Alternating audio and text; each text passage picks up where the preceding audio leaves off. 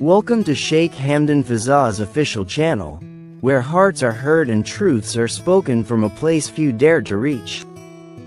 In the corridors of royal tradition and immense responsibility, a quiet yet powerful moment took place. One between a father and son, not as rulers of a nation, but as two men who understand the weight of legacy.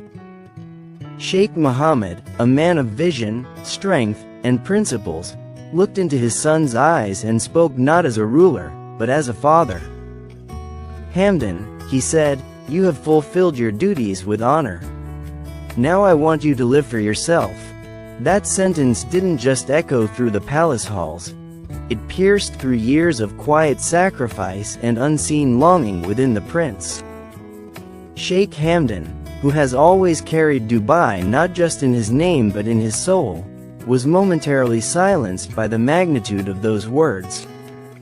All his life, his movements were measured, his choices watched, his actions balanced between personal desire and national duty.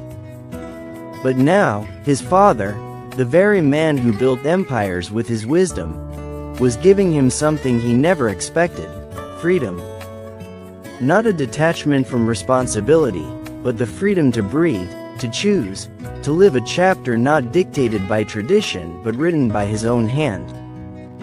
For years, Sheikh Hamdan's heart had been quietly calling out for the right to love freely, to walk the sands not just as a crown prince but as a man. He never sought to escape his duties, but he often wondered if there could be room to live beyond them. His father's words were not just permission, they were a blessing. In that moment, a deep silence filled the space between them, heavy with emotions neither could articulate.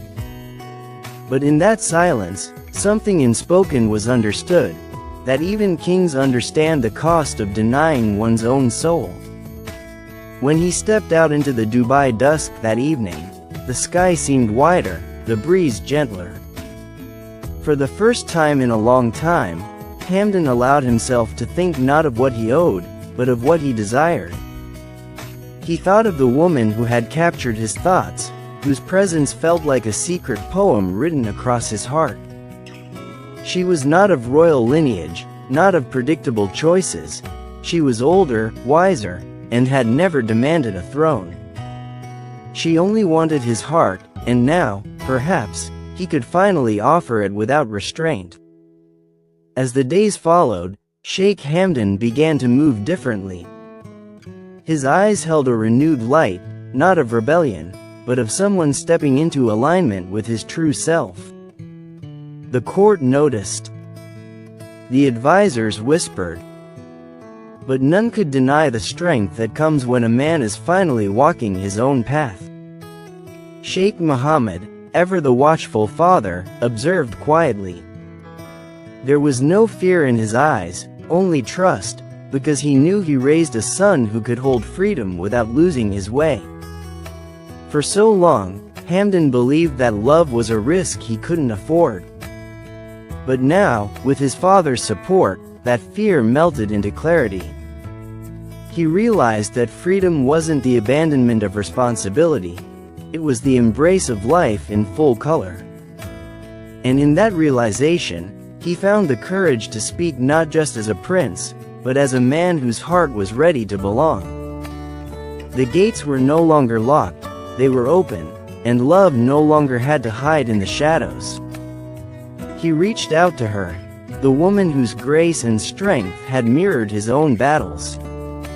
"My love," he said, "I once believed I could never choose you, not because I didn't want to, but because I thought duty would never allow it. But today, I stand here not only as a prince, but as a man finally set free." She wept, not because he had finally chosen her, but because he had finally chosen himself. And in doing so, he had made room for a love that had waited patiently in silence. Behind the palace walls, this wasn't just a change of rules, it was a revolution of the heart. His siblings watched with admiration. His people saw a different kind of courage, the courage to be vulnerable, to embrace personal truth amidst public expectation. Sheikh Hamdan wasn't walking away from responsibility. He was walking deeper into purpose, guided now by love as well as legacy. And for the first time, both didn't seem to clash, they danced. In moments of solitude, he would reflect on the quiet sacrifices his father had made too. He realized that Sheikh Mohammed understood the loneliness that can come with power. That perhaps, by giving his son this freedom, he was offering the very thing he had once craved but denied himself. It was an act of profound love, one only a father who had walked through storms could bestow. The kind of love that says, "You don't have to suffer as I did. Write your own story." Sheikh Hamdan's poetry began to shift. The verses still held longing, but now they were laced with hope. The woman in his lines was no longer a ghost.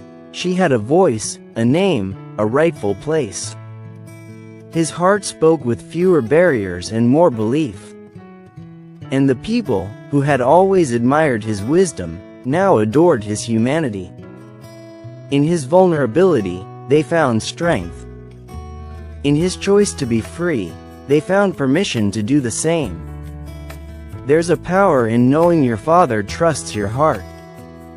That power birthed in Sheikh Hamdan not arrogance, but peace. He didn't need to prove himself anymore. He had already done so in silence, in service, in sacrifice.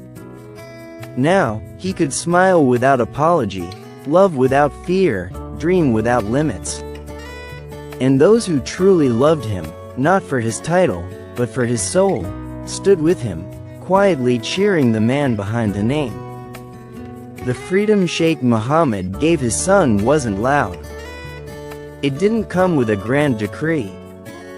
It came in a quiet moment, in a room with no audience, just a father releasing the chains of duty, trusting that the crown would not fall if it rested for a while on love. It was the most royal act of all, one of generational healing and earned liberation. One that would echo for decades in the lineage of the royal house. Today, the story of Sheikh Hamdan is no longer just about a prince of Dubai. It is about a man who had everything and still craved something real. A man who, with the blessing of a wise father, finally embraced his own truth. And in doing so, gave others the courage to search for theirs. This is more than a chapter. It's the beginning of an era where duty and desire walk side by side, hand in hand. The days that followed were unlike any Hamdan had lived before. He no longer walked with the invisible burden of pretending.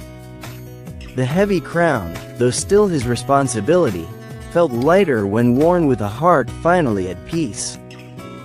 He spent more time in nature, in poetry, in the arms of authenticity. His mind, once caught in a web of public perception and political precision, now wandered freely toward dreams he had long buried beneath royal expectation. And with every passing hour, he found himself yearning less for control and more for connection, deep, unfiltered connection.